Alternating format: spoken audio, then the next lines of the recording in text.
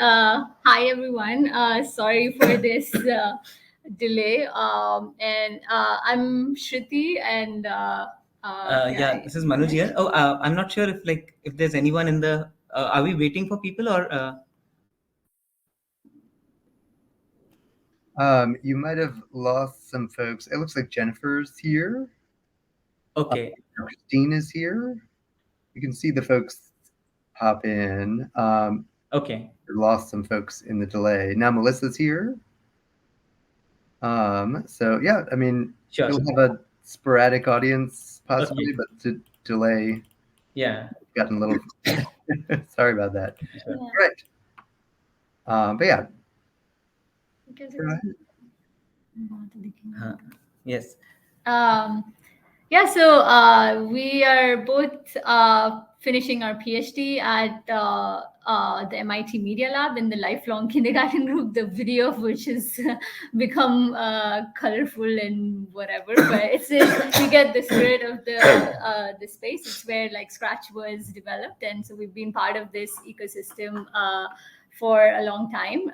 And yeah, I would love to share the other things that we're doing now. Um, Yeah. So to basically give more context about so this project CoCo, so it started in like early 2019. And so CoCo is basically comes from connection plus construction. It's a co-creative learning platform where children can express themselves in like a variety of languages, from like block coding, text coding to art, writing, whatever language they want, with their peers in real time. And so the way this project had started was we were both leading volunteering at a mindfulness retreat for children ages 8 to 12. And so during that retreat, during the they had these stillness sessions and play sessions. So during the play sessions, we heard a group of children talk very passionately about massive multiplayer online shooting based games. And when we asked them like how often do you play, and one of them said that I play for 3 to 4 hours every single day, what else is there to do? And being part of like lifelong kindergarten and of Scratch for so long, so we know that at any given moment there are hundreds of thousands of children constructing projects on Scratch.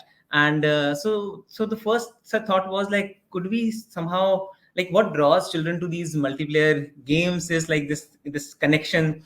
So one of them was sharing that both his parents work and they come back by 9, and he's the only child, and he said that by 6 I start getting lonely by myself. And that's how he sort of goes into these games. And so basically the thought was that could we connect children in this process of constructing projects in yeah, because like right now, like when you're building projects, it's like you're not connected in the process of making. So like putting these two together, and like what form would that take? And then the next question that we kind of like had already like started parallelly thinking about was like rethinking what like the social platforms that young people and adults like engage in, just this idea of like how all of the social platforms are built with this like individual centric paradigm where you have your profiles and you get likes and you know followers, and the focus really just like becomes that which is like rooted in like comparison, and especially for young people like it gets even more pronounced, and then you start worrying about like more about how many like likes you're getting on the project than the joy of like creating it and like what it meant for you. And so we wanted to think of alternate ways of like how to design a social platform. And then this project had actually started before the pandemic, but then during the pandemic we all like, this was a very common thing where there would be workshops happening on Zoom. And but the issue was that although like even right now we are all on like Hopin together, you can see us and hear us, but it's like we are all in glass boxes. If I want to now throw a digital ball to you right now, I can't do that. But even when like children are together physically in classrooms, even then each of them is sort of working on their own project, but their computers, like, they're not connected, like they're not in a shared digital space that way. So like whether you're sitting in pods or rows, but like the technology, the tools that you use are still like just divided in that way that you're not able to co-create like together. And so yeah, so basically right now when it comes to sort of making or digitally, there are these two modes. One is like either you are working on your own on something and then you share it with the world, or the other is when people hear the word collaboration, they usually think of this Google Docs approach to collaboration, where everyone is working on the same project. But we have seen that that doesn't work well for all children. Like someone will sort of take the lead and others will sort of, depending on their personality, someone is more shy. And so like we saw that like that particular approach was not working great. So we wanted to think of like how do we like design, like this environment that is inclusive of like multiple ways of like being in, with others and engaging with others. And the inspiration that we had in mind was like this sort of like a setting of an art and crafts workshop where kids are like sitting in a shared space together. They are working on their project, but they can always see and get inspired by what someone else is building. They can exchange materials and pick up anything and start building on each other's ideas. But it's not like anybody has decided that, oh, you have to work together or you don't have to work like this. It's like collaboration becomes like an emergent sort of property of this like co-creative environment. And lastly, I think was that, so like I think I shared earlier, we also wanted to build a general purpose tool where children could bring in any language that they express themselves in, like block based, JavaScript, Python, art, writing, and be able to create with their peers. So maybe we'll just share a demo to make it more concrete. So we'll share, maybe like walk through some of the things of how the platform is.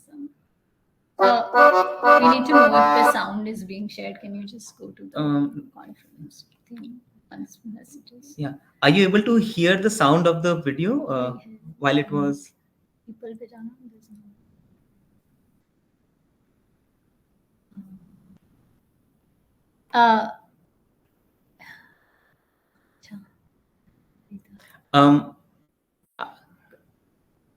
Oh yes, sorry. Yeah. Hi Corey. Yeah. So maybe we'll share a video. Hopefully you can hear the sound of the video while we play it.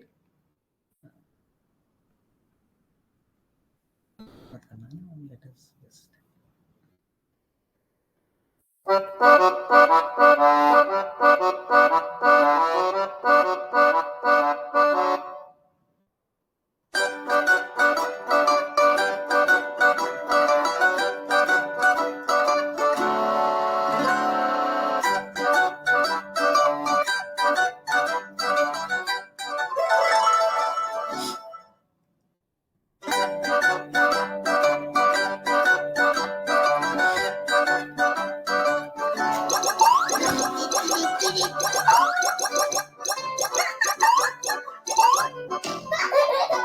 So here, they have like connected makey's over a distance.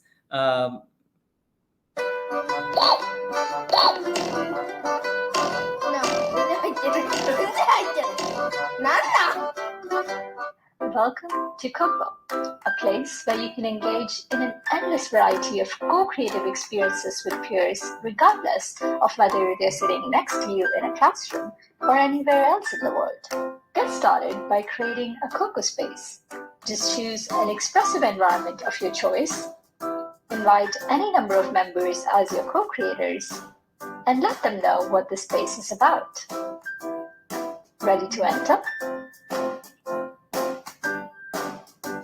So this is my project area in the space, and I can program and build whatever I like here.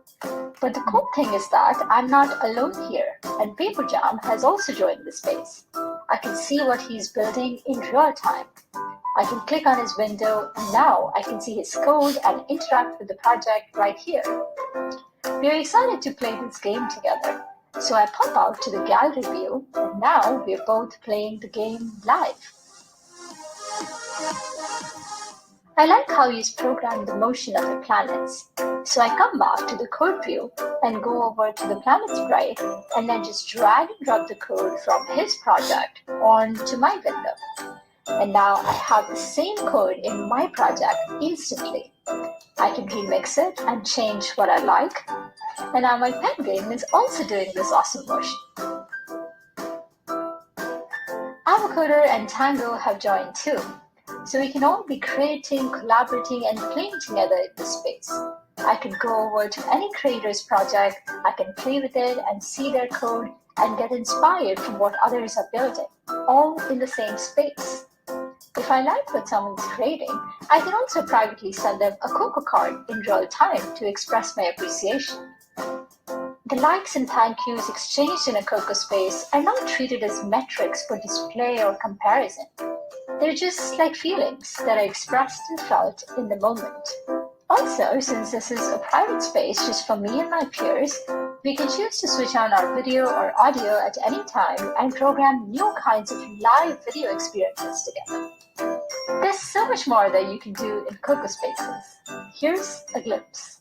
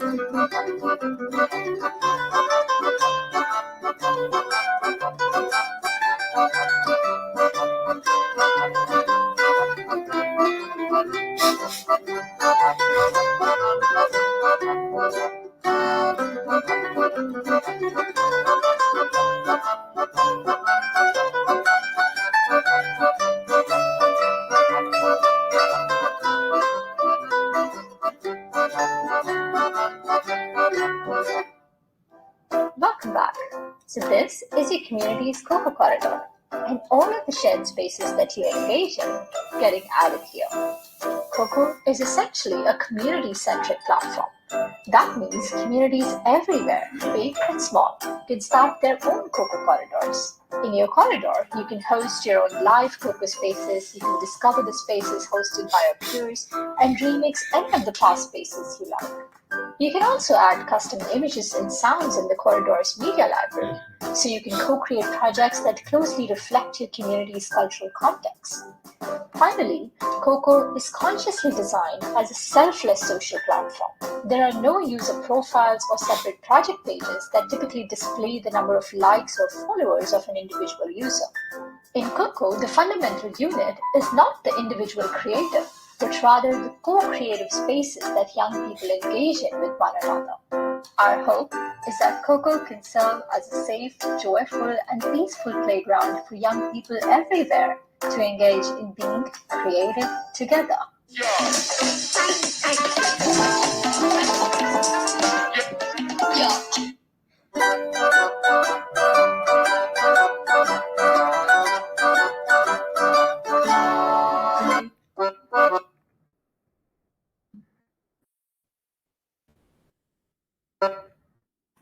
Um,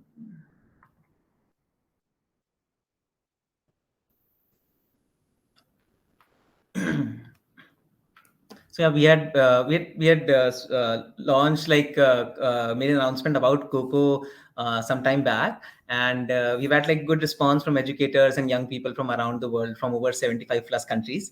And like if you are interested in sort of piloting CoCo in your classrooms, so you can sign up on coco.build.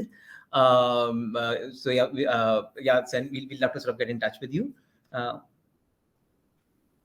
Yeah, if there are any questions, maybe we could take them now. Should we let people? How do you invite people on stage? Or